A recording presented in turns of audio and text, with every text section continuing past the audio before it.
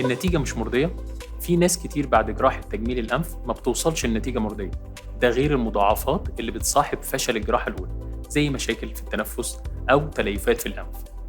وهنا بنلجأ لإعادة عملية الأنف أو مصطلح ترميم الأنف، واللي من خلالها بنقدر نوصل للنتيجة المطلوبة، وكمان بنستعيد وظيفة الأنف ونتخلص من مضاعفات الجراحة الأولى. طيب إيه اللي بنحتاج نعرفه من قبل العملية؟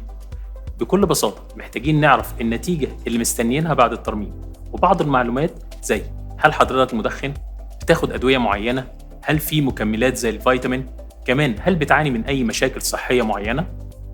حد هيسألني يا دكتور هل العملية مؤلمة؟ وده لأن نسبة الألم بتعتبر أهم عامل بيأثر على قرار المريض. وهنا بطمنكم إن العملية بتتم تحت تأثير بنج كلي، وده حل مشكلة الألم. وكمان العملية بتتم عندنا بأحدث تقنية في ترميم الأنف.